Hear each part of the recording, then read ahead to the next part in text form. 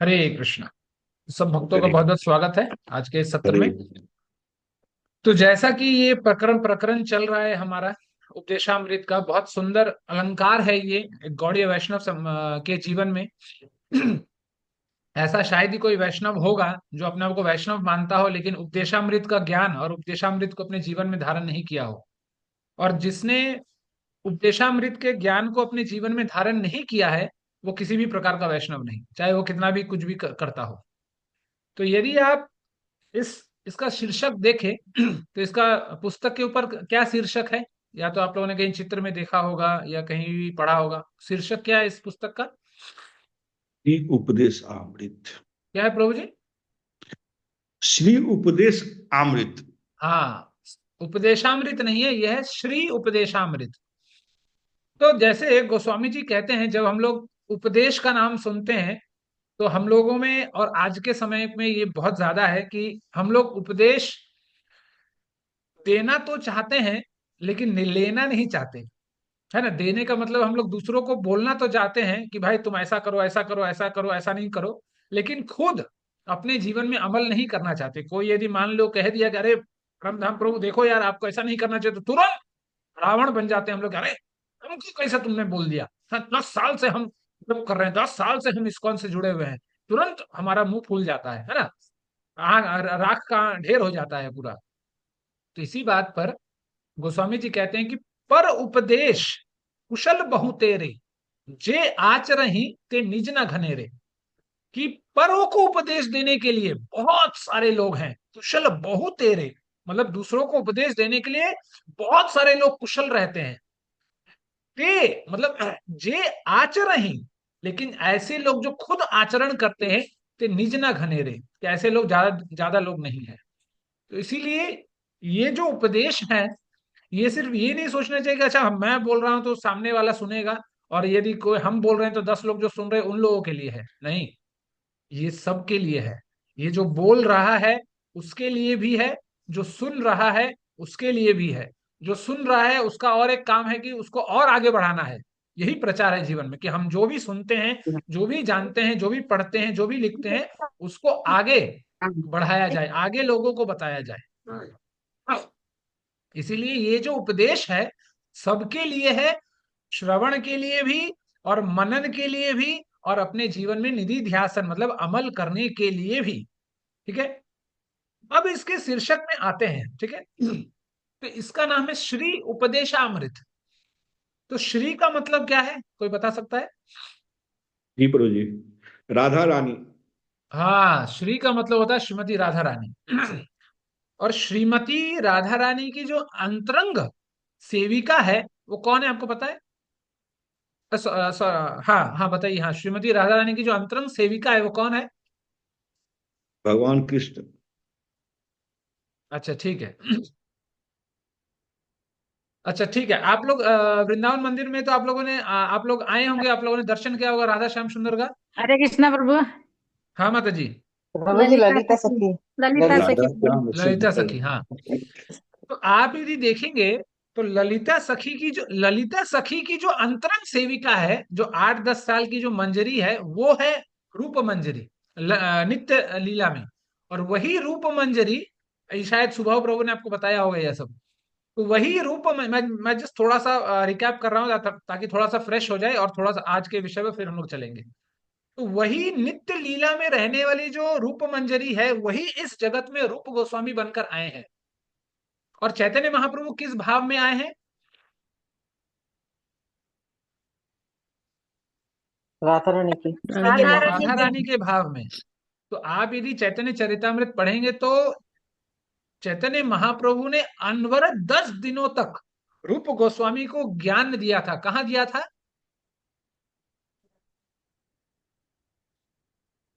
हरे कृष्णा। प्रयागराज में प्रभु।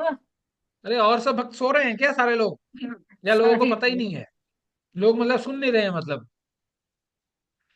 चैतन्य महाप्रभु ने अनवरत 10 दिनों तक रूप गोस्वामी को प्रयागराज के घाटों पर, प्रयागराज में ये ज्ञान दिया था। तो उसी ज्ञान के माध्यम से ये श्री उपदेशामृत का विस्तार हुआ है, श्री उपदेशामृत का मतलब प्राकट्य हुआ है, आप कह सकते हैं।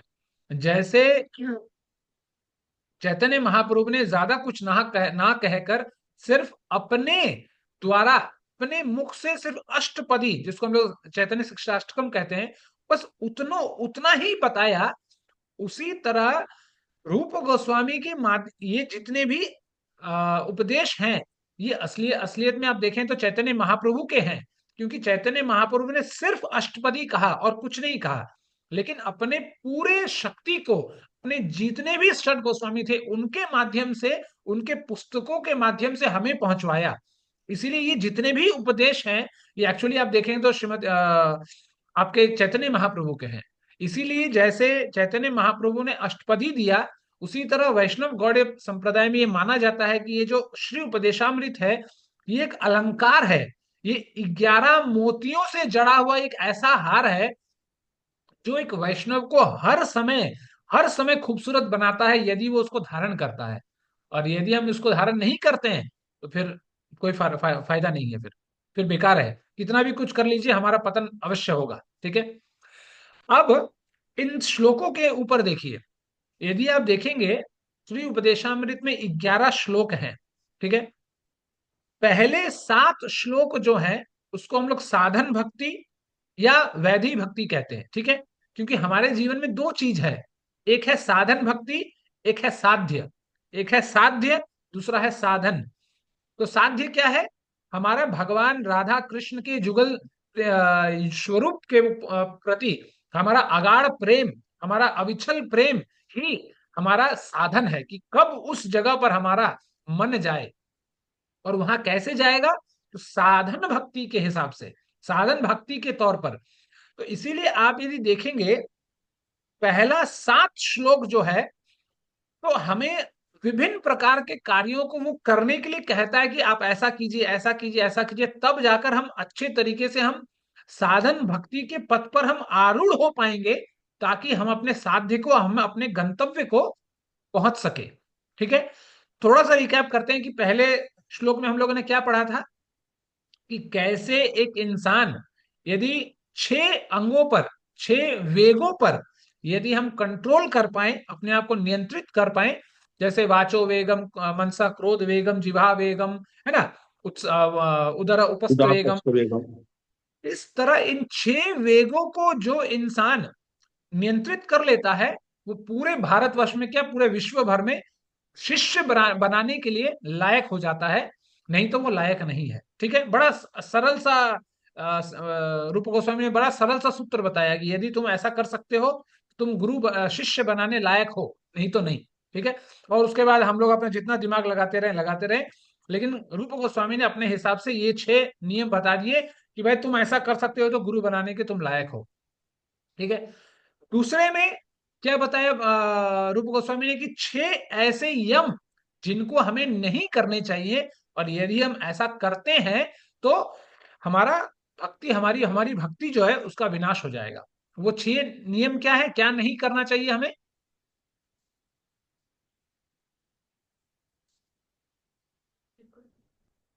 हरे कृष्णा। प्रभु जी, एक था प्रत्याहार, प्रज्वल पर नहीं प्रयाश्च, करता है। प्रजल्पो, नियमा, आग्रह, जनसंगश्च, लौल्यश्च, षड्भिर्भक्ति विनश्यति। ये 6 चीज यदि हम करेंगे तो वो हमें, हमारी भक्ति विनाश हो जाएगा। तीसरे में आएंगे तो रूप गोस्वामी ने कहा कि 6 ऐसे चीज जो हमें करने चाहिए। क्या? उत्साह, निश्चय, धैर्य, तत्कर्म प्रवर्तनात्, संग त्यागात्, सतोवृते, षड्भिर भक्ति प्रसिद्ध्यति। ये 6 चीज करने से हमें भक्ति में, हमें आगे चलने में हमें मदद मिलता है। चौथे श्लोक में रूप गोस्वामी ने इन ऐसे प्रकल्पों को बताया कि जिसके माध्यम से हम भक्तों के बीच आदान प्रदान हो। यदि भक्तों के बीच आदान प्रदान हो, कैसे आदान प्रदान होना चाहिए, किस हमारा व्यवहार भक्तों के साथ कैसा होना चाहिए, ये रूप गोस्वामी ने बताया। है ना, रूप गोस्वामी ने बताया गिफ्ट देना चाहिए। तो इसीलिए इस न्यू ईयर में हम सब भक्तों को, जिन भक्तों के पास नहीं है श्री उपदेशामृत रूपी गिफ्ट, हमें एक दूसरे को देना चाहिए जिनके पास नहीं है। तो यही हमारा सबसे बड़ा गिफ्ट है एक वैष्णव के लिए। इसलिए हमें वैष्णव कंपनी में जब भी हम किसी को सोचे कुछ तोहफा दें, कुछ दें, तो सबसे अच्छा चीज जो देने के लिए है वो है पुस्तक। उससे बड़ा अच्छा चीज कुछ भी नहीं है, क्योंकि और जितने सारे चीज हैं सब उलट पलट करके फेंक दिया जाएगा, जो पुराना हो जाएगा। कोई जूस दे दिएगा तो खा पी के मूत्र बन जाएगा, खाना खाइएगा मल मूत्र में बदल जाएगा। डायरी दीजिएगा, कैलेंडर दीजिएगा, फलाना दीजिएगा, कुछ भी दीजिएगा, सब बर्बाद हो जाएगा। लेकिन यदि पुस्तक दीजिएगा, तो उस प्रभुपाद के पुस्तकों का एक भी लाइन यदि एक इंसान ने अपने जीवन में अमल कर लिया, तो उसका कल्याण हो जाएगा। इसीलिए हम हमें जब भी हमें लगे कि हमें इस भक्त को कुछ देना चाहिए, तो और कुछ नहीं देकर सिर्फ प्रभुपाद का कोई पुस्तक अवश्य दीजिए उसे। ठीक है। तो रूप गोस्वामी बताते हैं कि किस तरह हमें भक्तों के साथ आदान प्रदान करना चाहिए। और आज के श्लोक में रूप गोस्वामी बोलते हैं कि जिन भक्तों के साथ हम आदान प्रदान की बात कर रहे हैं, उन भक्तों का चुनाव हम कैसे करें। सारांश में हम हमें किस भक्त का संग करना चाहिए, इस श्लोक में बताया गया कि किस भक्त का हमें कैसे संग करना चाहिए, इसका ज्ञान हमें होना चाहिए। क्यों? क्योंकि गोस्वामी जी कहते हैं कि बरु भल बास नरक कर त्राता, दुष्ट संग जनी देव विधाता। कि हे प्रभु, मुझे बरु भल बास नरक कर त्राता, कि मुझे अच्छा होगा कि आप मुझे नरक में वास दे दें। क्यों? दुष्ट संग जनी देव विधाता, कि दुष्ट संगों का संग करने से अच्छा है कि मैं नरक में वास करूं। है ना, भागवत भी कहती है, तुल्याम लवे नापी ना स्वर्गम ना पुनः भरवम भगवत संगी संगस्य मर्त्यानाम की पुताशिष। कि जो भक्त का एक मुहूर्त का संग, ये स्वर्ग के प्रति यदि स्वर्ग की प्राप्ति से तुलना करें, या मर्त्य लोक में जो हमें प्राप्त होती है, जो मुक्तियां जो प्राप्त होती हैं, उनसे, इन दोनों से भी कभी तुलना नहीं किया जा सकता। तो फिर उन सिद्धियों के बारे में क्या तुलना किया जाए जो मर्त्य लोक में मर्त्य इंसान को प्राप्त होती है। कोई बड़ा घर मिल जाता है, कोई अच्छी पत्नी मिल जाती है, कोई गाड़ी घोड़ा मिल जाता है। फिर उन सिद्धियों से हम कैसे तुलना कर सकते हैं। से तुल्याम लवे ना पीना स्वर्गम ना पुनः भरवम, कि भक्त संगी जो संग होता है, जो भक्तों का संग होता है, इससे हमें किसी चीज से हम कभी भी तुलना नहीं कर सकते। तो यहाँ प्रश्न उठता है कि हम किन लोगों से हमें कैसे संग करना चाहिए, इस श्लोक के ऊपर रूप गोस्वामी हमें बताते हैं। ठीक है। तो चलिए अब मैं श्लोक पढ़ता हूं। कोई प्रभु जी या माता जी अनुवाद पढ़िए, फिर हम लोग इस पर चर्चा करेंगे। ठीक है। तो देखिए, इस श्लोक में बताया गया है, रूप गोस्वामी बोलते हैं, कृष्णेति यस्य गिरिम त मनसा इंद्रियेत, भिक्षास्ति चेत प्रणति विसरश्च भजंत ईशम, शुश्रूष्या भजन विज्ञम अनन्य मन्यम, निंदादि शून्यम हृदय इप्सित संग लब्धया। है ना, इप्सित संग लब्धया। कोई अनुवाद पढ़िए माता जी, प्रभु जी। हरे कृष्ण प्रभु जी, मैं पढ़ूं? हाँ माता जी, पढ़िए। मनुष्य को चाहिए कि जो भक्त भगवान कृष्ण के नाम का जप करता है, उसका मन आदर करे।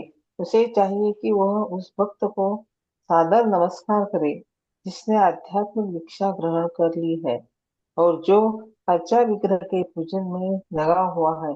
एवं उसे चाहिए कि वह उस शुद्ध भक्त की संगति करे और श्रद्धा पूर्वक उसकी सेवा करे, जो अनन्य भक्ति में आगे बढ़ा हुआ है और जिसका हृदय दूसरों की आलोचना निंदा करने की प्रवृत्ति से सदा विमुख है। हरे कृष्ण प्रभु जी, धन्यवाद। हरे कृष्ण माता जी। तो देखिए, यहाँ पर बहुत सुंदर रूप गोस्वामी बताते हैं कि हमें क्या करना चाहिए, किसके साथ। तो सबसे पहले रूप गोस्वामी बोल रहे हैं कि मनुष्य को चाहिए कि जो भक्त भगवान कृष्ण के नाम का जप करता है, उसके उसका मन से आदर करे। मतलब जो भगवान के नामों का जप करता है, जैसे भी करता है, उसका हमें मन से आदर करना चाहिए, पहला। दूसरे फिर क्या कह रहे हैं रूप गोस्वामी, उसे चाहिए कि उस भक्त को सादर नमस्कार करे जिसने आध्यात्मिक दीक्षा ग्रहण कर ली है और जो अर्चा विग्रह के पूजन में लगा हुआ है। एवं उसे चाहिए कि वह उस शुद्ध भक्त की संगति करे और श्रद्धा पूर्वक उसकी सेवा करे, जो अनन्य भक्ति में आगे बढ़ा हुआ है और जिसका हृदय दूसरों की आलोचना करने की प्रवृत्ति से सर्वथा विमुख है। तो यदि आखिरी पंक्ति आप देखेंगे तो उसमें रूप गोस्वामी बोलते हैं कि जो अनन्य भक्ति में आगे बढ़ा हुआ है और जिसका हृदय दूसरों की आलोचना मतलब क्या, निंदा करने की प्रवृत्ति से सर्वथा विमुख है, उसी के साथ हमें संग करना चाहिए। तो देखिए यहां पर निंदा पे कितना मतलब प्रबल बताया गया है कि निंदा कितना खतरनाक है हमारे जीवन में। तो यदि आप इस पूरे श्लोक का अर्थ देखेंगे तो यहां पर 3 अधिकारियों के बारे में बोला गया है। पहला है कनिष्ठ अधिकारी, दूसरा है मध्यम अधिकारी, तीसरा है उत्तम अधिकारी। तो तीनों ही अधिकारी वैष्णव हैं, तीनों ही अधिकारी हैं, पर उनका स्तर अलग अलग है। ठीक है, तो कनिष्ठ अधिकारी में हम लोग कनिष्ठ अधिकारी से प्रारंभ करते हैं, तो धीरे धीरे हम लोग उत्तम अधिकारी की ओर चलेंगे। फिर कनिष्ठ अधिकारी में 3 विभाजन है। ठीक है, एक है प्राकृत सहजिया, एक है प्राकृत भक्त और तीसरा है हरिनाम भक्त, है ना। प्राकृत सहजिया, प्राकृत भक्त, हरिनाम भक्त, ये कनिष्ठ अधिकारी में ही आते हैं तीनों। ठीक है, तो जो पहला है प्राकृत सहजिया, जैसे प्रभुपाद टीका में लिखते हैं कि प्राकृत सहजिया का स्वभाव कैसे होता है, हम उसके स्वभाव को देखकर, उसके व्यवहार को देखकर हम जान सकते हैं। कैसा होता है कि वो जब भगवान के नामों का जप करता है, बड़ा कैजुअली करता है कि ठीक है, कभी ओम तत्सत प्रभु के साथ बैठ गया तो चलो एक माला कर लेते हैं, ठीक है वो प्रभु जी बोल रहे हैं तो कर लेते हैं, कोई दिक्कत नहीं, कर लिया। उसके बाद घुमा फिरा नाचा गाया, कोई दिक्कत नहीं, जब उठा आज किया तो कल नहीं किया, आज ओम तत्सत प्रभु मिल गए रास्ते में तो रास्ते में बैठ के कर लिया, थोड़ा दिखाने के लिए कि भाई थोड़ा इंप्रेशन बना रहे अपना, और कल से फिर अरे यार करेंगे, भगवान तो मन में है, भगवान तो हर जगह है, हर कण कण में है ना। तो इस तरह का जो व्यवहार होता है, और जो कभी जब करता है कभी नहीं करता है, कभी मन ही मन कर लेता है, जैसे दिल्ली वाले बोलते हैं कि अरे हमारा हम लोग तो मन ही मन कर लेते हैं भाई, हमें क्या जरूरत क्या है ऐसा करने की। तो जो मन ही मन करने वाले जो सिद्ध भक्त होते हैं, जो कभी नहीं करते, ऐसे भक्त कनिष्ठ अधिकारी में आते हैं। लेकिन अंततः उनका जो हृदय है, कहीं ना कहीं जो महाप्रभु कहते हैं, ना धनम ना जनम ना सुंदरीम कविताम वा जगदीश कामये, इसके पूरे विपरीत होता है। वो कभी मिल गया तो ऐसे जो भक्त होते हैं, जैसे एक प्रभु जी हैं, बहुत सीनियर भक्त हैं, उनका नाम मुझे नहीं याद आ रहा है, वो बोलते हैं कि ऐसे भक्त जो हैं वो मोटिवेटेड भक्त होते हैं, कि दूसरों को देखकर अरे यार चलो हम भी थोड़ा करते हैं, यार हम भी थोड़ा करते हैं। खास करके हमारे आईओएफ में आप देखेंगे ऐसे भक्त होते हैं कि जब थोड़ा सा संडे संडे होता है तो लोग पूरा एकदम मोटिवेट हो जाते हैं, लेकिन उसके बाद जय श्री राम हो जाता है, उसके बाद वो भूल जाते हैं उसके बाद। तो कनिष्ठ अधिकारी वो है जो भगवान के नाम का जब कभी कदार जब मौका मिला करेगा, नहीं मिला नहीं करेगा, हटाओ। फिर लेकिन उसके हृदय की स्थिति कैसे होती है कि अभी भी उसकी जो उसका जो आकर्षण है धन स्त्री बेकार के कामों में, जो भगवत भगवत भगवत पथ पे चलने के लिए कोई उसका कोई ये नहीं है, उस उन सब पथों पर वो चलता है। नशा भी करता है, ये सब उसमें सब कुछ करता है जो भक्ति में वर्जित है। लेकिन और कनिष्ठ अधिकारी में एक और अवगुण होते हैं कि उसको शास्त्र का ज्ञान नहीं होता, कि ठीक है जैसे हम लोग बोलते हैं ना, जैसे बहुत हम लोग भी एक जमाने में सोचा करते थे कि भगवान तो भगवान होते हैं, अब कौन छोटा कौन बड़ा, कौन कृष्ण कौन राम कौन नरसिंह, हमें क्या पता, भगवान तो भगवान होते हैं, सब भगवान एक ही है ना। आज भी आप सुनेंगे कि बोलते हुए कि सब भगवान एक ही है। तो कनिष्ठ अधिकारी को शास्त्रों का ज्ञान नहीं होता, लेकिन कनिष्ठ अधिकारी में एक गुण होता है, क्या, कि वो भगवान भगवान को भगवान मानता, मतलब भगवान कृष्ण को भगवान के स्वरूप मानता है। बोलते नहीं भगवान, हाँ कृष्ण भगवान भगवान है, बस इतना मानता है। उसके बाद उसको कुछ किसी चीज का आइडिया नहीं कि क्या है क्या नहीं है, आगे पीछे कुछ भी उसको पता नहीं।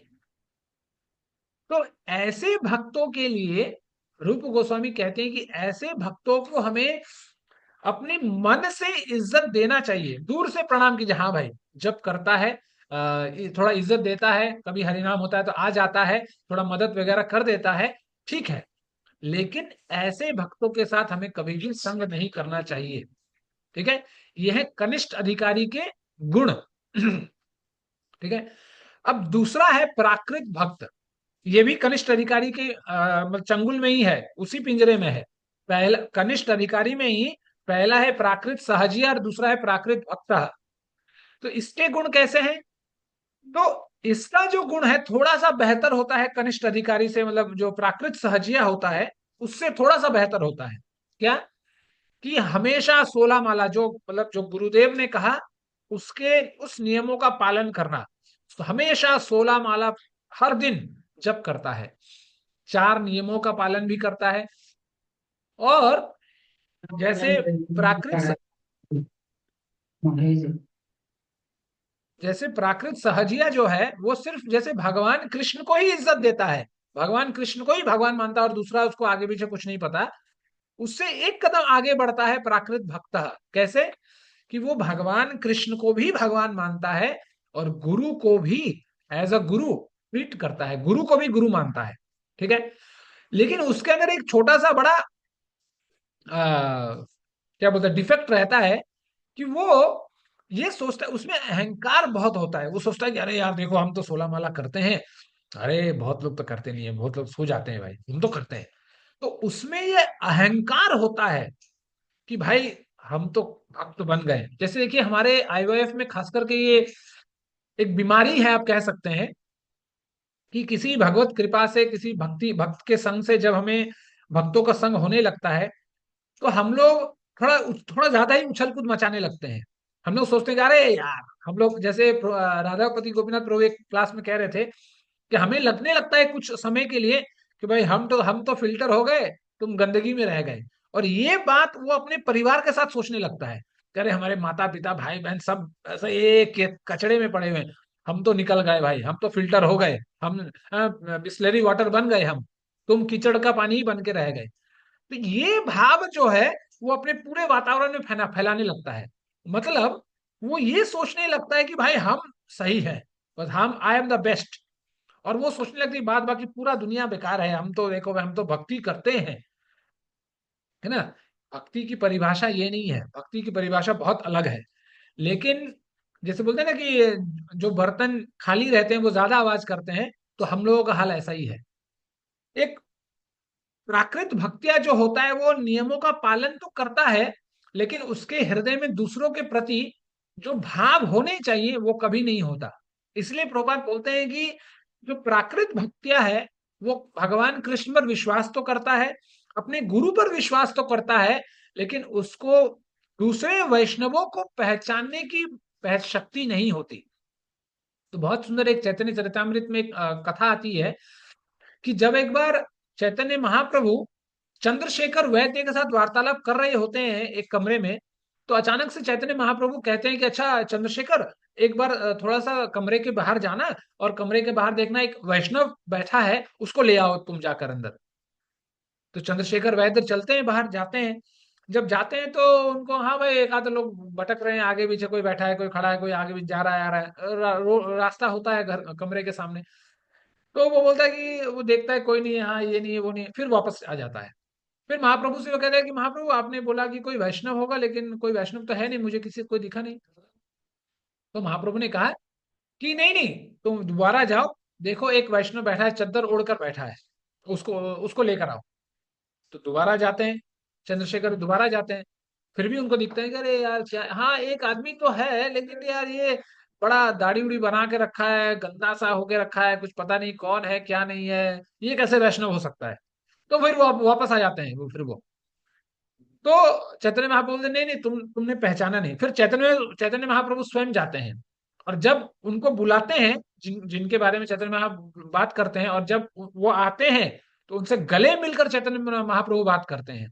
और वो इंसान कौन होता है? वो इंसान और कोई नहीं, वो स्वयं सनातन गोस्वामी होते हैं। लेकिन उस समय जब वो चैतन्य महाप्रभु से मिलने आते हैं, तो जैसे कि वो एक मलेच्छों के यहाँ काम किया करते थे, तो उन्हीं के जैसा थोड़ा अपना अपना है ना, अप टू डेट थोड़ा गेटअप उनका रहता है कि दाढ़ी बड़ा हो जाता है, चद्दर उड़े रहते हैं, थोड़ा गंदगी सी रहती है, चद्दर उधर में गंदे रहते हैं। तो कहने का तात्पर्य जो प्राकृत भक्तियां है उसको वैष्णवों की पहचान नहीं। वो सिर्फ सोचता है कि हम जैसे हैं वैसे ही दुनिया होना चाहिए, और उसके अलावा जो भी है वो खराब है। इसीलिए देखिए, इसीलिए प्रभुपाद ने, जैसे आपने सुना होगा कि प्रभुपाद ने जितने भी अपने समय में जितने भी अपने शिष्य थे, उनको वृंदावन में जितने भी अलग अलग मंदिर हैं उन सब मंदिरों में जाने से मना कर दिया था, बस इसी कारण से। नहीं तो प्रभुपाद का कोई आशय नहीं था। क्योंकि देखिए, हम लोग जब कुछ नहीं जानते हैं और जब हमें कुछ सिखा दिया जाता है तो हमें लगता है कि भाई यही है। एक गुरुजी ने एक सिखाया है तो एक ही है। दो के बारे में हमें ना दो के बारे में पता है ना शून्य के बारे में पता है, लेकिन दो और शून्य भी तो है। तो प्रभुपाद जानते थे कि यदि इन लोगों को हम पूरे वृंदावन में अभी भटकने बोलेंगे तो अलग अलग लोग हैं, अलग अलग व्यक्ति है, अलग अलग तरह के व्यवहार हैं, अलग अलग भक्त हैं। तो उन भक्तों पे यदि हम उंगली उठाएंगे तो फिर हमारा अपराध हो जाएगा, और अपराध करके हम कभी भी भक्ति के मार्ग पर आगे नहीं चल सकेंगे। तो इसी का कारण था कि प्रभुपाद ने मना किया कि नहीं, आपको किसी मंदिर में नहीं जाना है। लेकिन इसका मतलब नहीं कि आपको किसी मंदिर में नहीं जाना है। उस काल के लिए प्रभुपाद ने ये नियम बनाया था कि ताकि हम भक्ति के पथ पर रहते हुए व्रजवासियों के प्रति हम अपराध ना कर बैठे। क्योंकि आज भी आप देखेंगे, हम लोग से तो कभी तो ज्यादा इंटरेक्शन नहीं हो पाता, लेकिन कभी आप रहेंगे तो आप कभी यदि ब्रजवासियों से इंटरेक्शन करेंगे तो आपको आपके मन में ऑटोमेटिक आ जाएगा, "अरे यार ये ऐसा ऐसा क्यों करते हैं यार, ऐसा क्या कर रहे हैं क्या नहीं कर रहे हैं", आपके मन में आ जाएगा। तो यही अपराध हो जाएगा कि हमें किसी के प्रति भी अपराध नहीं करना है। तो इस अपराध से हमें बचाने के लिए प्रभुपाद ने ऐसा निर्णय दिया था। तो इस तरह जो प्राकृत भक्तियां है, वो वैष्णवों के प्रति, वो उसको सिर्फ, हाँ मेरे भगवान, मेरा गुरु, और मेरा कोई नहीं, ऐसा भाव एक प्राकृत भक्तिया के प्रति होता है। ठीक है। और उसमें और एक डिफेक्ट क्या है कि उसको शास्त्रों का पुष्ट भाव में ज्ञान नहीं होता। हाँ थोड़ा मोड़ा होता है, लेकिन यदि आप दो चार काउंटर क्वेश्चन कर देंगे तो भाई चुप हो जाएगा कि आए यार पता नहीं कैसे होगा क्या होगा। तो ऐसे भक्तों के लिए रूप गोस्वामी बोलते हैं कि ऐसे भक्तों को हमें नमस्कार भी करना चाहिए, और कभी मौका मिल गया, कभी हो गया, तो मन वचन काय से भी थोड़ा थोड़ा थोड़ा, मतलब बहुत ज्यादा नहीं, थोड़ा थोड़ा काम, सेवा, उनको कोई मदद चाहिए तो मदद भी कर लेना चाहिए। मतलब कभी कदार मिलना जुलना हो जाए, बातचीत हो जाए तो ठीक है, बातचीत बैठ के बातचीत कर लिया, जय श्री राम बोल दिया, हाय हेलो कर लिया, लेकिन उससे ज्यादा नहीं। क्यों? क्योंकि जैसे ही वो, क्योंकि जो जो जो प्राकृत भक्त है उसका भक्ति का एक लिमिटेशन है कि जैसे ही 10 15 20 25 मिनट हुआ आपसे बातचीत किया, उसके बाद वो अपना, है ना, क्या बोलते हैं, भौतिक चर्चाओं पे तुरंत वो उछल उछल कूद करेगा, तो जिससे आपका दिमाग खराब होगा। इसीलिए ऐसे भक्तों से हमें थोड़ा सा डिस्टेंस हमेशा मेंटेन करना चाहिए।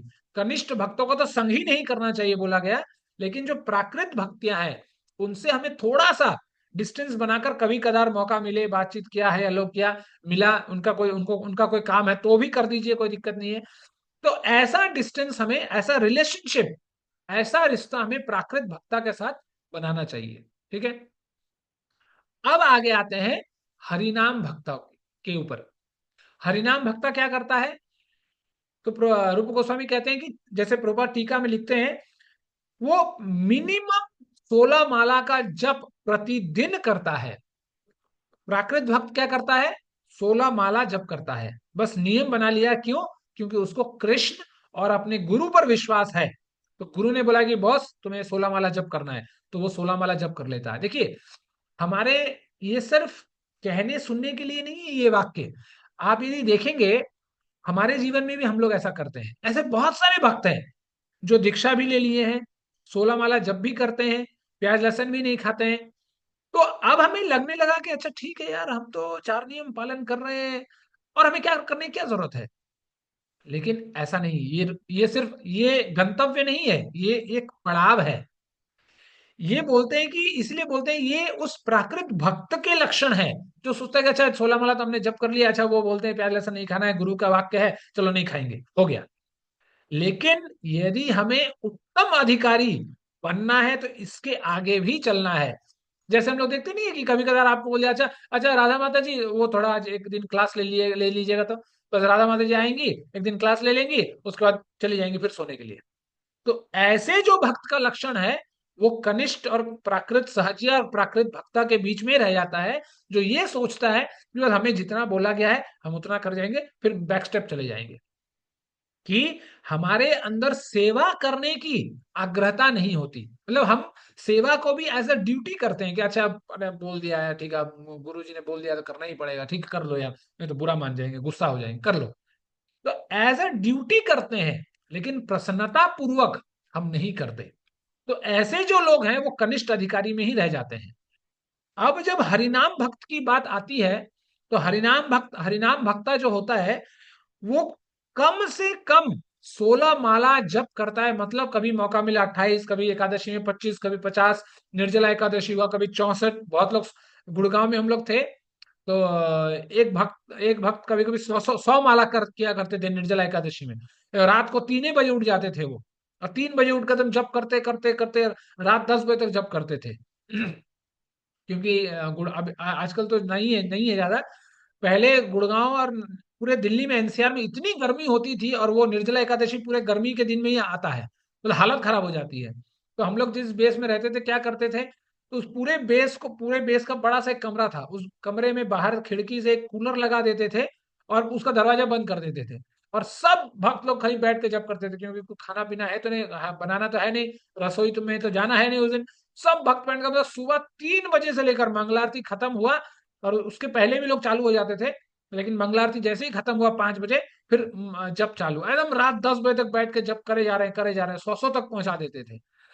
तो ऐसे जो होते हैं वो है हरिनाम भक्त, कि वो सिर्फ ये नहीं सोचते कि अच्छा 16 माला हो गया, चलो हो गया काम खत्म, फेंको फेंको फेंको अब माला को, हो गया हमारा काम खत्म, आज का कोटा पूरा, है ना। जब मैं नया नया 2017 में बेस जाने लगा था, तब मुझे तो पता नहीं था कि ऐसा ऐसा होता है। तो लोग, जब मैं रसोई में रहता था तो मतलब कोई सेवा देने से पहले या बोलने से पहले भक्त मुझसे पूछते थे कि प्रभु जी का जब पूरा हो गया क्या। अब उस समय नए नए थे तो मुझे समझ में नहीं आता था कि इस प्रश्न का उत्तर क्या देना चाहिए, हाँ बोलूं या ना बोलूं, मतलब जब पूरा कब होता है। तब उस समय मैं ज्यादा किसी से मतलब बातचीत भी नहीं करता था, इंटरेक्शन भी नहीं था। तो एक हमारे नटखट कृष्ण प्रभु थे, बहुत बढ़िया प्रभु थे। मतलब मैं तो बोलता आज मैं यदि हूँ इस्कॉन में तो उनके वजह से हूँ, नहीं तो मैं निकलते बनता। तो उनसे मैं एक दिन, बहुत बहुत रसिक भक्त हैं, बहुत बढ़िया भक्त हैं, तो उनसे मैंने एक दिन प्रसाद पाते हुए पूछा कि प्रभु जी मुझे एक प्रश्न है। उन्होंने बोला कि अच्छा बताओ क्या क्या प्रश्न है। तो प्रभु जी बुरा मत मानिएगा और किसी को कहिएगा मत, ठीक है ना, मतलब अपने में रख लीजिएगा। तो बोले अच्छा अच्छा ठीक है, आप बताइए क्या बात है। तो उन्होंने बोला कि अच्छा प्रभु जी, यहाँ मैं जब सेवा हुआ करते हैं ना किचन में, तो लोग बीच में आकर कुछ यदि उनको काम करवाना होगा तो पूछते हैं हमसे कि प्रभु जी आपका जप हो गया क्या। तो इसका मतलब क्या है कि जब होता कैसे है, जब पूरा कब हो जाता है। तो वो मतलब वो प्रसाद का प्लेट सामने रखे थे, वो सुनकर हंसकर वो गड़गड़ाने लगे, पीछे लौट गए कि अरे भाई आप बिगड़ जाइएगा, यहाँ रहिएगा तो आपका आपका दिमाग खराब हो जाएगा। तो वो हंसते हंसते लौट, मतलब आंखों में आंसू आ गया था, इतना हंसने लगे थे वो इस बात से। तो उन्होंने बोला अच्छा ठीक है चिंता मत कीजिए, बस जो भी आए उनको बोल दीजिए कि हाँ हो गया, आप बताइए क्या काम है। तो ऐसे बोलते हुए आगे आगे बढ़ जाइए। तो उन्होंने फिर बताया कि देखिए यहाँ पर ऐसा होता है कि जब 16 माला जप कर लेते हैं तो लोगों को लगता है कि हमारा जप हो गया, तो इसलिए लोग पूछते हैं कि आपका जप हो गया क्या। और जप हो गया का मतलब है कि 16 माला हुआ कि नहीं, इसलिए वो पूछते हैं। तो ऐसा ही बात है कि हम लोग जप को भी टारगेट बना के चलते हैं कि 16 माला हो गया तो हमारा खत्म, और दिन भर में जप नहीं करना है। लेकिन जो हरिनाम भक्त होता है वो मिनिमम 16 माला जप करता है। ऐसा नहीं कि 16 माला कर लिया खत्म हो गया चलो अब आगे। वो जब जैसा मौका मिलता है वो उतना जप करता है। क्यों क्यों क्योंकि कृते ये ध्याय तो विष्णु त्रेतायाम यजतो मखय द्वापरे परिचर्यायाम कलौ तद हरि कीर्तनात्, कि कलयुग में सिर्फ भगवान के नामों से ही हमारा कल्याण होगा, दूसरा और कोई नहीं है। और जितना पढ़ाई लिखाई व्याकरण प्रवचन सब कुछ सिर्फ हमारे हरि नाम को पुख्ता करता है। और यदि हम सब कुछ कर रहे हैं और हमारा हरिनाम पुख्ता नहीं है, तो सब भैंस गया पानी में उस तरह हो जाएगा हमारा। इसलिए हरिनाम इतना आवश्यक है हमें अपने जीवन में। तो जो हरिनाम भक्त होता है वो मिनिमम कम से कम 16 माला प्रतिदिन जप करता है। और 4 नियमों का पालन भी करता है। और इसमें ये और एक और कदम आगे जाता है कि जैसे हमारा जो प्राकृत भक्त था, जो सिर्फ कृष्ण और गुरु को ही पहचानता था, उससे एक कदम आगे चलता है और मध्यम भक्त जो होता है, हरिनाम भक्त जो होता है, वो कृष्ण को भी पहचानता है, गुरु को भी पहचानता है और वैष्णवों को भी पहचानता है वो। इसीलिए बोला गया कि ये जो भक्त है, ये जो फेज है, ये एक स्तर है एक भक्त का, हरिनाम भक्त जो है वो, जैसे हम बोलते हैं ना, ट्रांजिशन स्टेट है। वो स्तर है जहां पर वो कनिष्ठ अधिकारी से उठकर वो मध्यम अधिकारी बनने के लिए अधिकारी बन जाता है। मतलब यदि आप ये सब कर लिए अच्छे तरीके से, तो आप उस फेज में हैं, उस स्तर में हैं जहां से आप कनिष्ठ अधिकारी के स्तर को छोड़कर मध्यम अधिकारी के स्तर तक आप जा सकते हैं। जैसे हम लोग अंग्रेजी बोलते हैं ट्रांजिशन हो जाना, है ना। इसीलिए ऐसे भक्तों के साथ रूप गोस्वामी बोलते हैं कि इन्हें हमें मन वचन और काय से हमें इन्हें प्रणाम करना चाहिए, दंडवत करना चाहिए। क्यों? क्योंकि ये उस स्तर पे हैं। और हरिनाम भक्ता मतलब बहुत बहुत समय में ऐसा होता है कि इस ऐसा वो स्तर होता है जहां पर एक भक्त अपने गुरु से हरिनाम दीक्षा ले लेता है। तो ये ट्रांजिशन फेज है हरिनाम भक्त से मध्यम भक्त तक। तो बोला गया कि अब मध्यम अधिकारी के लक्षण क्या है? तो बोला गया कि जो इंसान गुरु से दीक्षित हो जाता है और गुरु के कहने पर गुरु के लिए भगवत पथ पर पूर्ण रूप से सेवा में संलग्न रहता है, वो उसको हमें अपना प्रणाम अवश्य जनाना चाहिए। क्यों? क्योंकि इस अवस्था में वो मध्यम अधिकारी हो जाता है। तो जैसे मान लीजिए रसोई में मदद करना, प्रचार में मदद करना, बुक डिस्ट्रीब्यूशन में मदद करना, मतलब वो जो भी करता है, चाहे आप ब्रह्मचारी हैं, चाहे आप सदाचारी हैं, चाहे आप गृहस्थाचारी हैं, चाहे आप लाल कपड़ा पहनते हो, सफेद पहनते हो, पीला पहनते हो, नीला पहनते हो, कुछ भी पहनिए, उससे कोई फर्क नहीं पड़ता। यदि हमारे अंदर ये गुण नहीं है तो समझ लीजिए कि हमारा वो कोई कपड़े पहनने से कोई फायदा नहीं होगा। ठीक है।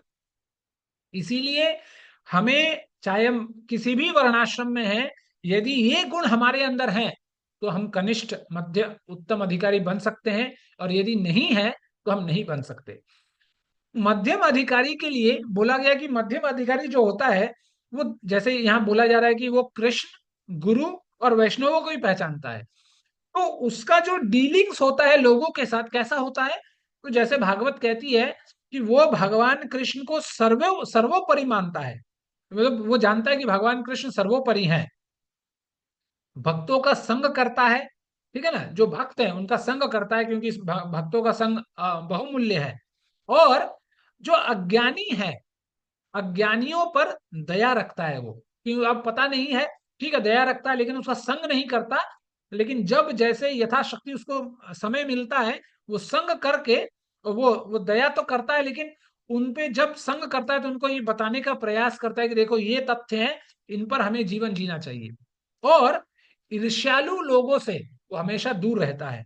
वो जो जो भगवान को नहीं मानते, जो हमेशा मतलब मतलब क्या बोलते हैं उसको, मतलब हर बात में कुतर्क ही करते हैं, और शास्त्रों में जितने भी बताए गए नीति नियम है उनका कोई पालन नहीं करते, वो हर हमेशा वो उनसे दूर रहता है।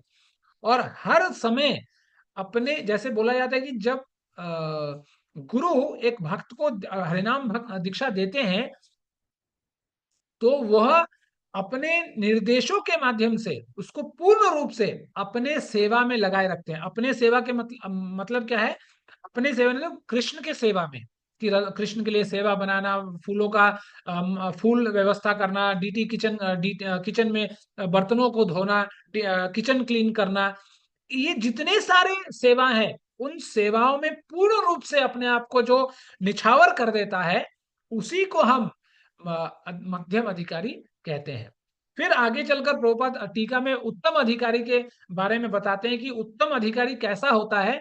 तो सबसे पहला पॉइंट जो उत्तम अधिकारी के बारे में प्रभुपाद बताते हैं, वो ये है कि बोलते हैं कि उत्तम अधिकारी के अंदर किसी के प्रति भी वो ना तो मन से, या तो वचन से, या तो काय से मन वचन काय से वो किसी के भी प्रति कभी भी निंदा नहीं रख करता।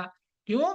क्योंकि जैसे स्कंद पुराण कहता है, पर निंदा महापापम, पर निंदा महाभयम, पर निंदा महादुखम, ना तस्य पातकम परम। कि पर निंदा जैसा दूसरा महाभया, महाभयावी, महापापम, महादुख देने वाला ऐसा और दूसरा कोई कार्य नहीं है। इसीलिए हमें जीवन में किसी के प्रति भी निंदा नहीं करना चाहिए। हो सकता है आप कहेंगे नहीं प्रभु जी ये तो हमेशा गलती करते हैं, देखिए ऐसा कर लिया उन्होंने, ऐसा कर लिया, हो सकता है। लेकिन उन पचड़ों में यदि हम पढ़ेंगे तो उसका तो कुछ बिगड़ेगा नहीं, उल्टे हमारा ही हाथ खराब होगा, हमारा ही दिमाग खराब होगा। मान लीजिए जैसे एक कांटेदार पेड़ आता है जिसको हम लोग कैक्टस कहते हैं, है ना। जैसे देखिए आप लोग, बहुत लोग नजर नहीं लगने के लिए वो घर के सामने लगाते हैं, पौधा गमलों में उगाते हैं कैक्टस। तो मान लीजिए उसको आप एक मुक्का मार दीजिएगा उस कैक्टस को, तो उससे क्या होगा? आपको लगता है कैक्टस का कुछ बिगड़ेगा? कुछ नहीं बिगड़ेगा, उल्टे आपका हाथ लहूलुहान हो जाएगा। तो इसी तरह किसी के बारे में बोलकर, किसी की आलोचना कर कर, और देखिए जो भक्त होता है या तो जो सही मायने में सच्चे इरादे से भक्त बनने के पथ पर चलता है, उसको दुनियादारी का के बारे में इतना देखने का उसको वक्त ही नहीं मिलता। क्योंकि वो अपने भक्ति के साधन में इतना व्यस्त रहता है और अपने आप को व्यस्त रखना चाहता है कि दुनियादारी में कौन हो रहा है, क्या हो रहा है, कौन क्या कर रहा है, कौन क्या बोल रहा है, उन लोगों से उसे कोई फर्क ही नहीं पड़ता। लेकिन जिसे फर्क पड़ता है कि अच्छा देखो यार, अरे अरे देखो माता जी कह रहे थे, अरे माता जी देखो वो उस दिन बोल रही थी ऐसा उस प्रभु जी के बारे में, रुक जाओ प्रभु जी के कभी मिलेंगे तो बताते हैं। तो ऐसा करने से हमारा ही माथा खराब होगा और उससे ज्यादा कुछ होगा नहीं, और भजन तो फिर भूल जाइए। इसीलिए प्रभुपाद बोलते हैं कि जो उत्तम अधिकारी है वो कभी भी दूसरों की निंदा नहीं करता, और जिसका हृदय पूर्ण रूप से निर्मल है। इसीलिए गोस्वामी जी कहते हैं कि निर्मल मन जन सो मोहि पावा, मोहि कपट छल छिद्र न भावा। यदि हम जीवन में कपट, छल, ये सब रखकर द्वेष रखेंगे, और चाहे कितना भी माला, इसीलिए देखिए हम लोग इतना जप करते हैं, इतना कुछ करते हैं, हम मेरे ऊपर असर क्यों नहीं हो रहा है? क्योंकि हमारे ऊपर कहीं ना कहीं ये सब है हमारे अंदर। इसीलिए वो जो हरिनाम है वो हमारे पर असर कर नहीं रहा है। इधर डायबिटीज का गोली भी खा लेंगे और इधर भर भर के मिठाई भी, रस गुलाब जामुन भी खा लेंगे मंदिर जाकर, तो कहाँ दवाई काम करेगा हमारे ऊपर?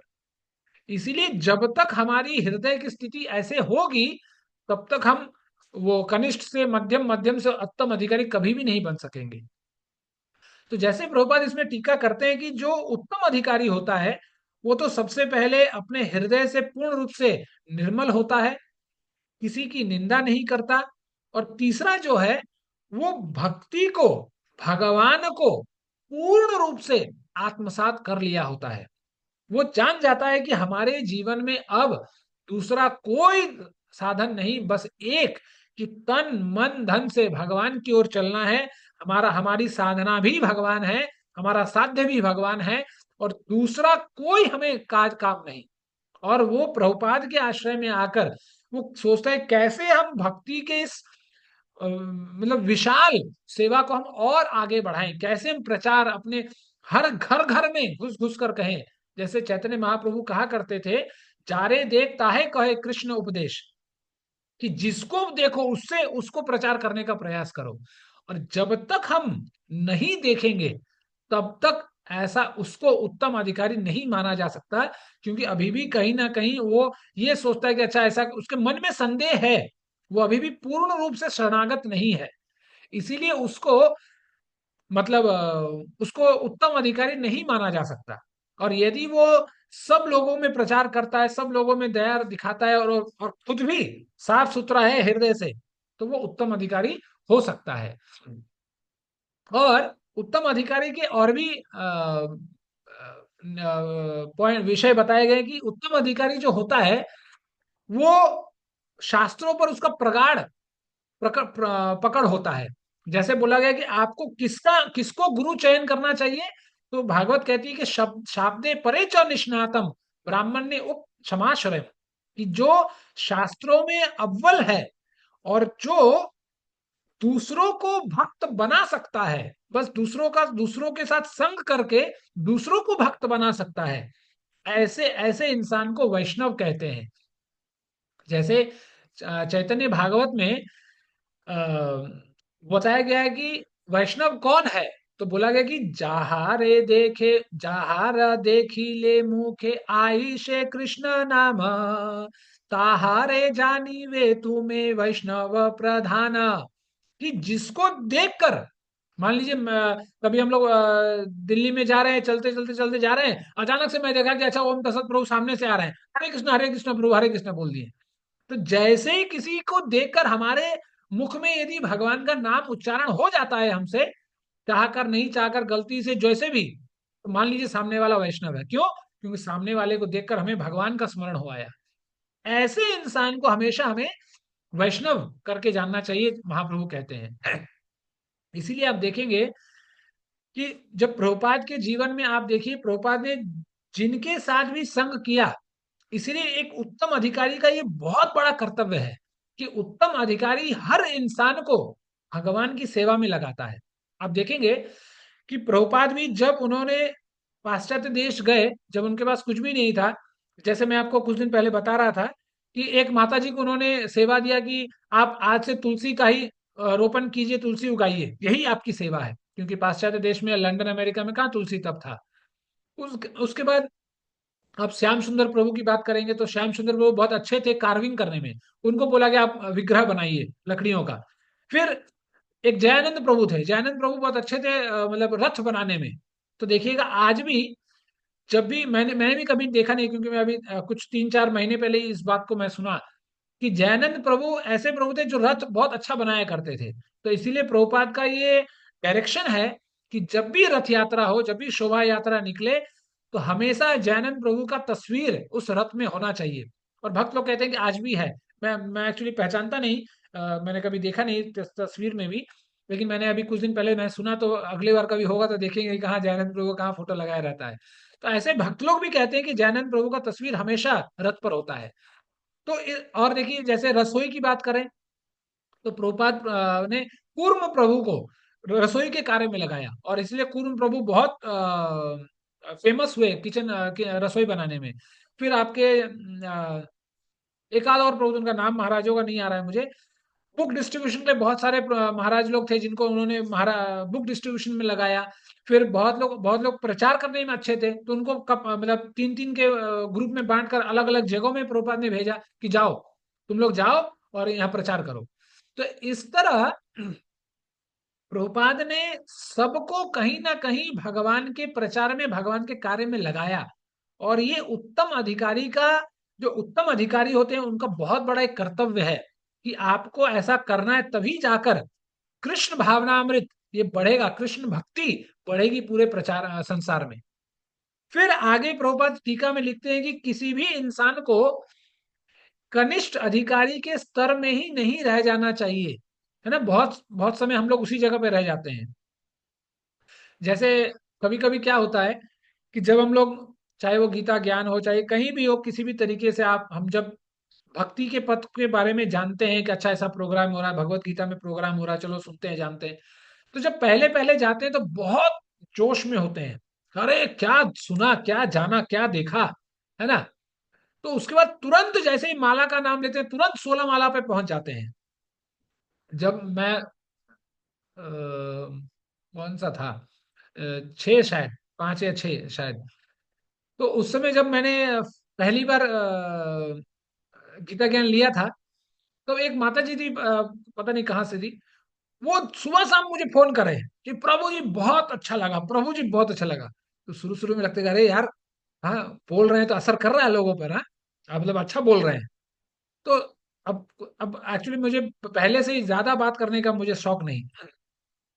तो एक आध दिन ठीक हुआ, 2-3 दिन ठीक है, प्रभु जी 16 माला जब करते हैं। बोला अरे बात क्या बात है यार, मतलब अच्छा प्रचार हम कर रहे हैं, ऐसा लगता था। तो अब 2-4 बार, अब एक बार फोन करे, 2 बार फोन करे, अब ठीक है भाई, हर दूसरे दिन फोन करने लगे कि अरे यार क्या हो गया बताओ यार, अच्छा बोलिए ऐसा ऐसा है। उसके बाद क्या हुआ, चलो हो गया। दूसरा जब गीता ज्ञान का स्तर आया, ये एक गीता 18 1 महीने तक चला ये। जब दूसरा गीता ज्ञान फिर चला 3-4 महीने बाद, तो फिर हम लोगों का काम होता है कि सबको फोन करने का। जब दूसरी बार मैंने फोन किया, प्रभु जी वो थोड़ा ना आजकल योगा क्लास ज्वाइन कर लिए हैं प्रभु जी, तो देखेंगे प्रभु जी। अच्छा ठीक है माता जी, कोई नहीं, जब हो रहा है तो माता जी, प्रभु जी अब नहीं हो पा रहा है प्रभु जी, अब समय नहीं मिल रहा है अब। अरे पहले तो आप 16 माला कर लेते थे। नहीं प्रभु जी पहले तो कर लेते, लेकिन अब एक, तो एक माला करते हैं कि नहीं? अब प्रभु जी एक माला भी नहीं हो पा रहा है प्रभु जी। तो मतलब ये सब जोश है, ये सब मोटिवेशन है, ये सब कनिष्ठ अधिकारी के लक्षण है कि हम लोग सुन के जानकर खूब उछल कूद मचाते हैं कि आप कर देंगे, आप झंडा गाड़ देंगे, लेकिन वो सब झंडा जल खाक हो जाता है सब कुछ। तो इसीलिए हमें ज्यादा जोश में भी नहीं होना चाहिए कि आज ही हमें, है ना, कच्चा चिट्ठा फाड़ना है, अभी सब कुछ करना है, ऐसा जोश में भी होना नहीं चाहिए। लेकिन जो जैसे प्रभुपाद बोलते हैं कि हमें जीवन में कनिष्ठ अधिकारी की पद तक नहीं समेट कर रह जाना चाहिए, हमें धीरे धीरे धीरे करके आगे बढ़ते रहना चाहिए। इसीलिए जो कनिष्ठ, देखिए प्रभुपाद रूप गोस्वामी, ये रूप गोस्वामी कह रहे हैं कितना ब्लंट। रूप गोस्वामी कह रहे हैं, वो कह रहे हैं कि आचार्य में हरे पूजा ये श्रद्धेयते न तद भक्तेषु च अन्येषु स भक्त प्राकृत स्मृत। यहाँ कनिष्ठ भक्त के लक्षण बता रहे हैं।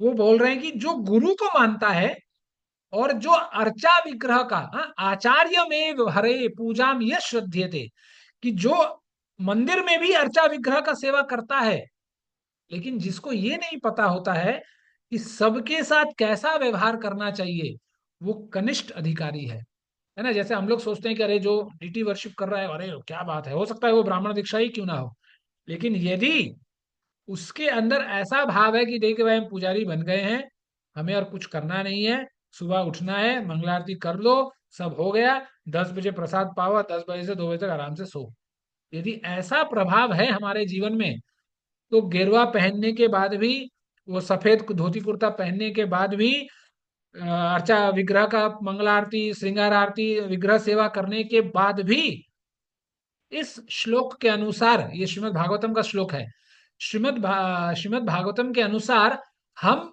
कनिष्ठ अधिकारी ही हैं, उससे आगे कुछ भी नहीं है। जो हर इंसान में भगवान को नहीं देखता, कपिल महाराज कहते हैं कि सांख्य शास्त्र में कि उसको जीवन में कभी भी शांति प्राप्त नहीं हो सकती। इसीलिए बोला गया कि आपको कनिष्ठ अधिकारी से उठकर मध्यम अधिकारी बनना पड़ेगा। तो मध्यम अधिकारी का लक्षण क्या है? तो जैसे आगे मैंने बताया, वो ईश्वरे तद धनेशु बालिशेषु दुषत्सु च प्रेम मैत्री कृपा उपेक्षा यह करोति सब मध्यमा, कि वो कैसे किसके साथ व्यवहार करता है, जो सुपीरियर है उसको बहुत इज्जत देता है, जो बराबर का है उसके साथ मैत्री का संबंध रखता है, जो नीचे है, जो अज्ञानी है उस पर दया रखता है, और जो जिसका भक्ति से कोई लेना देना नहीं है उसको दूर करके रखता है, उसके साथ ज्यादा मेल मुलाकात नहीं करता। क्योंकि इस जगह पर हमें बहुत सावधान होना चाहिए, खास करके जो भक्ति में हमें, जो हम आगे यदि हम चलना चाहते हैं, तो हमें बहुत सावधान होना चाहिए कि हमें किस पर दया करना चाहिए, किसके साथ संग करना चाहिए, किसके साथ बात व्यवहार बढ़ाना चाहिए, इसके लिए हमें बहुत सावधान होना चाहिए। इसलिए वृंदावन में कहते हैं साधु सावधान, है ना। वो कहते हैं कि बिना दया साधु कसाई, और दया और साधु दया दिखाई तो आफत आई। कि बिना दया का हम लोग बता रहे यार तुम कैसे साधु हो भाई, अरे तुम तो पूजा करते हो, तुम तो टोटी रखते हो, अरे क्या तुम लोग यार ऐसे ही करते हो, तुम लोग तो इतना पूजा पाठ करते हो। मतलब जो पूजा पाठ नहीं करते हैं उनकी आशा यही है कि भाई यदि पूजा पाठ करने वाले को एक तमाचा मार दिया जाए रोड पे तो उसको सहन करना चाहिए, उनका ये अभिलाषा है। तो इसीलिए बोला गया कि यदि दया नहीं दिखाइएगा तो आफत आ जाएगा, और दया दिखाइएगा तो वहीं आपको छल के आग लोग आपको टोपी पहना के निकल जाएंगे। तो आज का ऐसा व्यवस्था बन गया है कि सब कुछ भक्ति करते हुए भी हमें अपने आंख नाक कान को खोलकर रखना चाहिए, नहीं तो कब आपको कौन टोपी पहना के चला जाएगा पता ही नहीं चलेगा। इसीलिए अपने हृदय में दया रखिए, लेकिन जरूरत से ज्यादा बेकार के जगहों में दया दिखाइएगा तो आपको ही नुकसान होगा और दूसरा किसी को नुकसान नहीं होगा। इसीलिए प्रभुपाद बोलते हैं कि जब एक भक्त को दीक्षा हो जाती है। दीक्षा का मतलब क्या है? जैसे राधेश्याम प्रभु कहते हैं कि दीक्षा, दी मतलब दिव्य ज्ञान को देना, और शय मतलब अंधकार का हटना, अज्ञान का हटना। तो दीक्षा के माध्यम से क्या होता है कि एक जीव का, एक इंसान के जीवन में जो अज्ञान रहता है, जो अंधकार रहता है, वो अज्ञान, वो अंधकार हट जाता है। इसीलिए जैसे चैतन्य चरितमृत में कहते हैं, दीक्षा काले शिष्य करे आत्मसमर्पण, से ही काले कृष्ण करे तारे तारे आत्मसम। तो गिरिराज महाराज कहते हैं कि नहीं नहीं नहीं नहीं, आत्मसम का मतलब ये नहीं है कि चैतन्य महाप्रभु ने तुम्हें अपना मान लिया, कृष्ण ने तुम्हें अपना मान लिया। इसलिए वो बोलते हैं कि दीक्षा जो है वन टाइम लाइफ इवेंट नहीं है। इसलिए गिरिराज महाराज कहते हैं कि दीक्षा जो है ये एक प्रोसेस है। कि दीक्षा का मतलब है तुम गुरु जी से दिव्य ज्ञान लिए, और उस दिव्य ज्ञान को लेकर कृष्ण की भक्ति में इसीलिए इसलिए देखिए, जब प्रभुपाद को ये जो शब्द है भक्ति, इसको ट्रांसलेट करना था, तो प्रभुपाद ने बोला कि अनअलॉयड डिवोशनल सर्विस। वो सिर्फ उन्होंने ये नहीं कहा बस भगवान का नाम हरे कृष्ण करते रहो बस यही है, नहीं। उन्होंने बोला कि अनअलॉयड डिवोशनल सर्विस, जो भगवान की सेवा में पूर्ण रूपेण जो संलग्न है, वही भक्ति है। तो इसीलिए जो दीक्षा, उसको मान लेना चाहिए कि यदि हम अपने गुरु जी को अपना मानकर उनसे दिव्य ज्ञान लेकर, यदि हम गुरु की सेवा में, भगवान कृष्ण की सेवा में पूर्ण रूप से यदि हम संलग्न रहें, तो उसी को हम बोलते हैं कि हम दीक्षा प्राप्त हमने कर लिया है।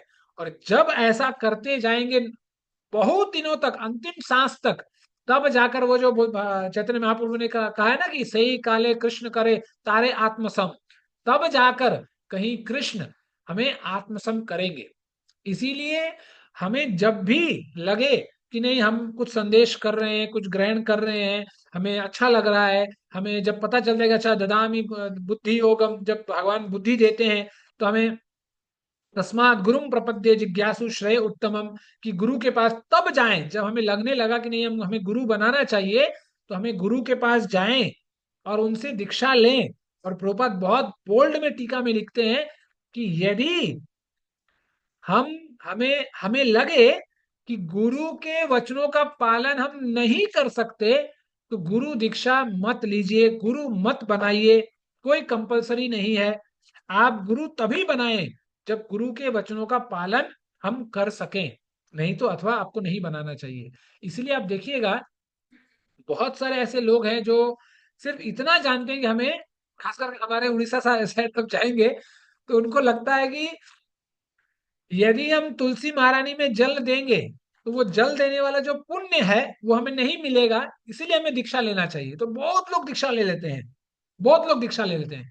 लेकिन दीक्षा लेने के बाद अ, पता नहीं, मुझे अंदर की बात तो पता नहीं कि उनको क्या इंस्ट्रक्शन मिलता है, क्या नहीं मिलता है, लेकिन एक भी काम वैष्णवों का सा नहीं करते, और सोचते हैं कि हम लोग दीक्षा ले लिया है, तो हम पहुंच गए, गूगल में पहुंच गए, अब हमें कुछ किसी कहीं जाने की जरूरत नहीं, हो गया हमारा काम। इसीलिए गिरिराज स्वामी कहते हैं कि दीक्षा सिर्फ एक समय का एक इवेंट नहीं है, ये कोई फंक्शन नहीं है कि हमने कर, इसीलिए है ना, आप लोगों ने सुना होगा कि दीक्षा को अंग्रेजी में क्या कहते हैं? इनिशिएशन, है ना। इनिशिएशन का मतलब है इनिशिएट, अब प्रारंभ हुआ। लेकिन बहुत लोग मैंने देखा है कि जब दीक्षा हो जाता है, ठीक है भैया हो गया, चलो सर खुजलाओ, और दीक्षा हो गया, हाँ हमारा काम खत्म, चैप्टर बंद करो, ठीक है प्याले से नहीं करना है, घर में बैठना है, हो गया। दीक्षा का अर्थ ये नहीं है। दीक्षा का अर्थ ये है कि अब घर में मत बैठो, घर से बाहर निकलो, प्रचार करो। दीक्षा का अर्थ ये है। लेकिन हम लोग सोचते हैं अच्छा दीक्षा हो गया, काम खत्म, चलो अब कुछ नहीं करना है। इसीलिए देखिएगा, जैसे गौरांग प्रभु कहते हैं कि कभी हमें ये भी नहीं जांचना चाहिए कि सामने वाला दीक्षा लिया है कि नहीं। देखिएगा, इसीलिए जब भी हम लोग कभी मिलते हैं, तो सबसे पहला, चाहे वो माता जी हो, प्रभु जी जो भी हो, सबसे पहला हमारा जो नजर है उनके गले में जाती है ना, कंठ पर जाती है कि अरे ये 3 राउंड वाला है या 2 राउंड वाला है। 2 राउंड वाला है, अच्छा हम भी 2 राउंड वाले हैं, तब मिलेंगे। अच्छा 3 राउंड वाला है, अरे यार ये तो आगे निकल गया, हम तो पीछे रह गए। और ये सामने वाला 2 राउंड वाला है और हम 3 राउंड वाले हैं, तो लगता है अरे अच्छा अच्छा ये तो अभी नौसिखिया है, दीक्षा नहीं हुआ है, हम तो 3 राउंड वाले हैं। इन पायदानों पे यदि हम ये मतलब इन्फ्लुएंस में आना चाहते हैं कि हाँ भाई हम आगे चले गए हैं, हमने कुछ कर लिया है, तो ये सिर्फ अपने मन की भ्रांति है। इसीलिए ये मत सोचिए कि 3 राउंड का कंठी पहनने से, 2 राउंड का कंठी पहनने से कुछ होगा। जब तक हम गुरु और कृष्ण की सेवा नहीं करेंगे, जब तक घर से निकलकर अपना समय नहीं देंगे, जैसे बहुत सारे लोग बोलते हैं कि प्रभु जी समय नहीं मिल पा रहा है। मुझे तो ये समझ रहे कि समय मिल क्यों नहीं पा रहा है। आ, आप नौकरी करते हैं, जो लोग सेवा करते हैं, यदि मैं श्रीधर प्रभु का नाम लूं, तो उनके घर में भी 2-2 बच्चे हैं, उनकी भी पत्नी है, वो उनका भी काम है, वो भी अपने पेट चलाने के लिए कुछ ना कुछ काम करते हैं। जब वो इंसान सुबह से शाम तक लगे रह सकता है, तो हम लोग क्यों नहीं लगे रह सकते भाई? उसके उसके घर में भी तो परेशानी होती होगी, उसके घर में भी तो कोई फंक्शन होता होगा, कोई बुलाने आता होगा, कहीं जाना होता होगा। वो इंसान जब कर सकता है, तो हम लोग क्यों नहीं कर सकते भाई? जब उनको फोन करो तब वो हाजिर है, जब उनको मैसेज करो तब उनका रिप्लाई जी हजूरी वाला है, मतलब फटाफट सब कुछ होता है। जब अब उस इंसान के जीवन में भी तो 24 घंटे हैं, जब उसकी भी पत्नी है, जब वो इंसान के भी 2-2 बच्चे हैं, जब वो इंसान भी अपने बच्चों को बढ़ा रहा है, पढ़ा रहा है, लिखा रहा है, सब कुछ करा रहा है, तो फिर हम लोग क्यों नहीं कर सकते? हम लोगों के पास 24 घंटा नहीं है क्या? लेकिन ये सिर्फ अपने आप को भुलावा है, अपने आप को एक गलत फहमी में हम जी रहे हैं। अरे देखिए ना प्रभु जी, हमारे तो बच्चे हैं, कैसे होगा, है ना? कि बच्चों के नाम पर फिर हम बिल फाड़ रहे हैं खाली, करना खुद नहीं चाहते, लेकिन एक बहाना खोजते हैं, कभी पति साथ नहीं दे रहा है, कभी पत्नी साथ नहीं दे रही है, कभी बच्चे साथ नहीं दे रहे हैं, खाली बिल फाड़ना है और कुछ नहीं करना है। हो सकता है कि कुछ कहीं ना कहीं आपको दिक्कत हो, लेकिन यदि इरादा मजबूत है, तो लक्ष्य भी हमें प्राप्त हो जाएगा।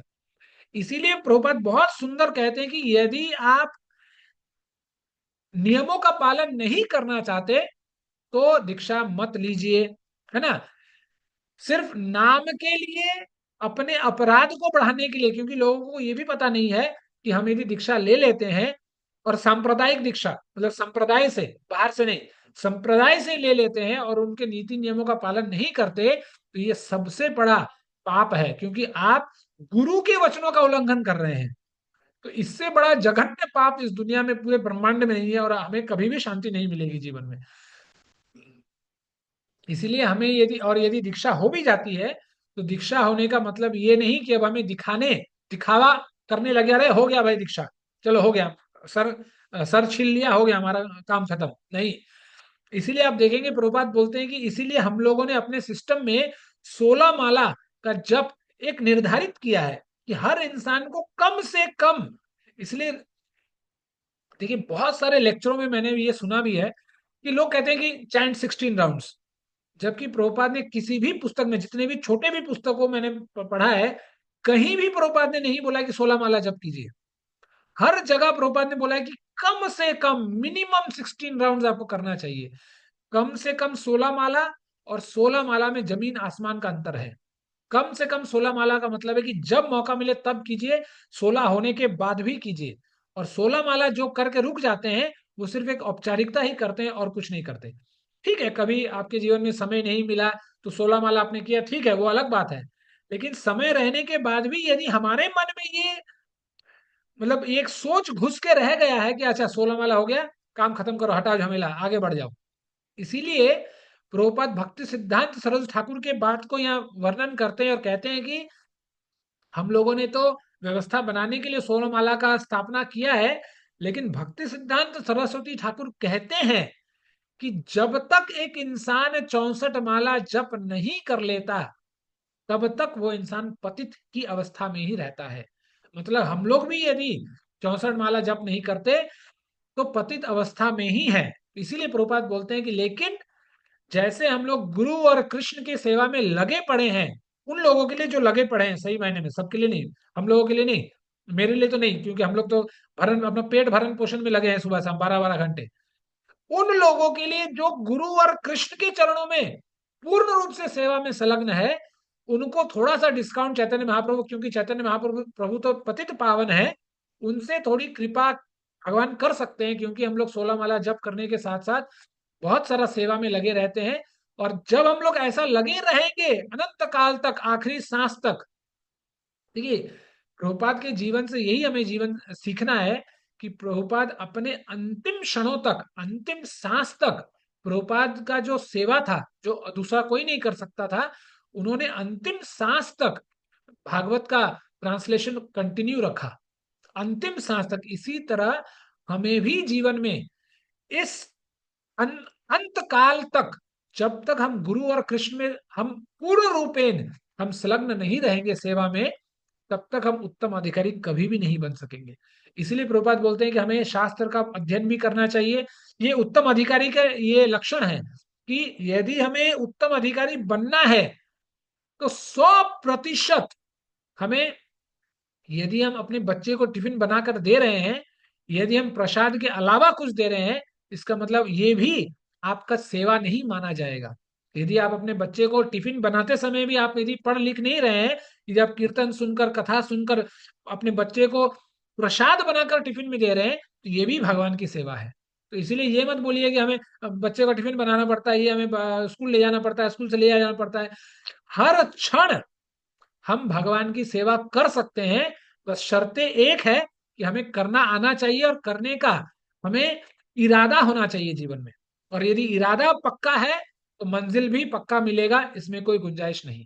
तो इसलिए और भी बहुत आगे बहुत कुछ है, तो अभी समय हो चला है, मैं थोड़ा सारांश में इसको ब्रीफ कर दूं कि उत्तम अधिकारी के लिए प्रभुपाद बोलते हैं कि जो इंसान, एक लाइन में, कि जो इंसान पूर्ण रूप से अपने को भगवान के चरणों में समर्पित कर देता है और उसके जीवन का और कोई ध्येय नहीं रह जाता, सिर्फ भगवान की प्राप्ति, कृष्ण, राधा कृष्ण का सेवा, और दूसरा कुछ भी नहीं रह जाता, तब जाकर वो उत्तम अधिकारी बन सकता है।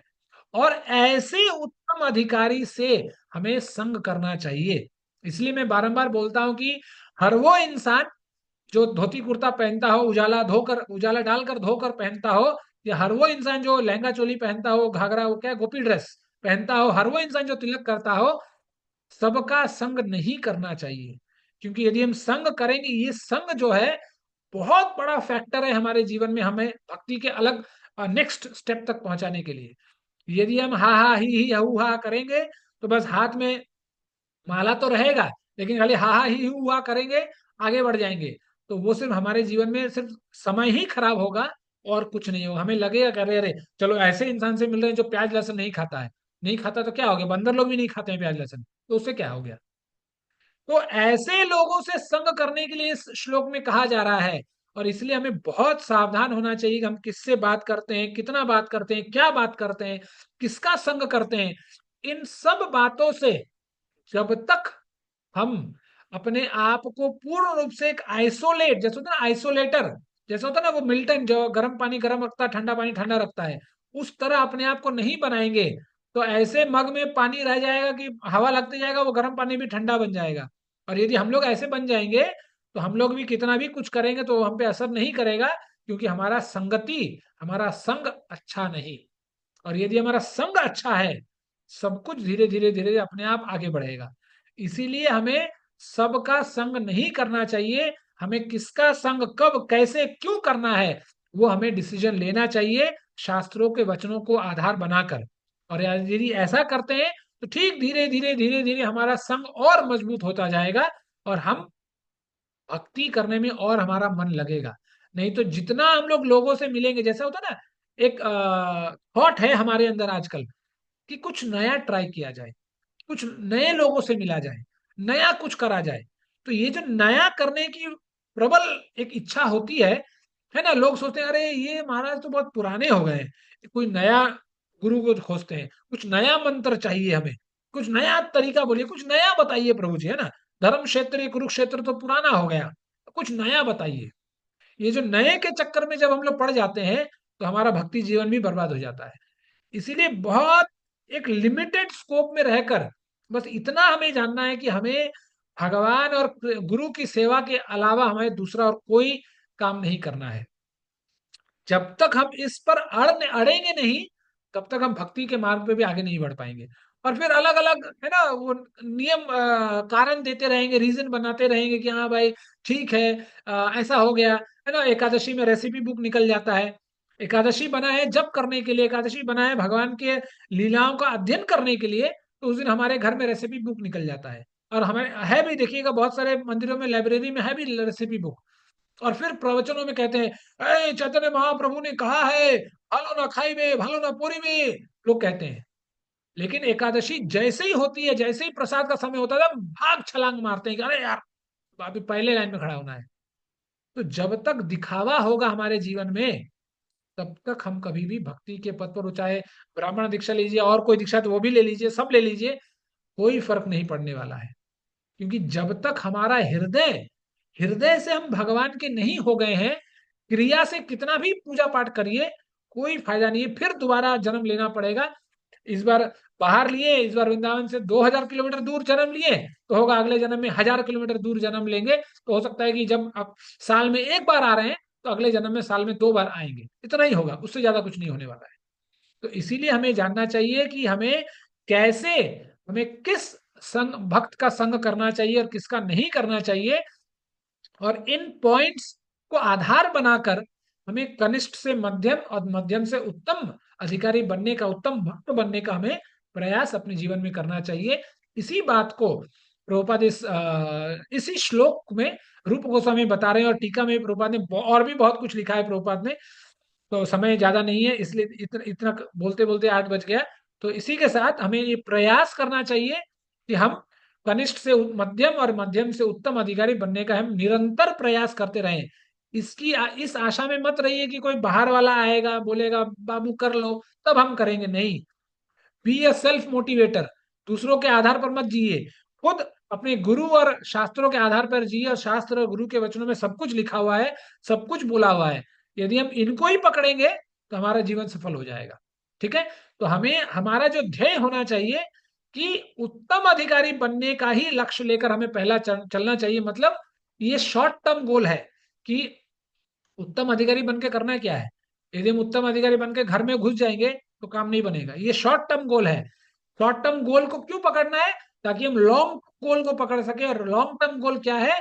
हमारे राधा कृष्ण के युगल स्वरूप का संग, हमारे राधा कृष्ण युगल स्वरूप का सेवा ही हमारे लिए, हमारे जीवन में हमारा लॉन्ग टर्म गोल है और लास्ट गोल है, इसके ऊपर और कुछ नहीं।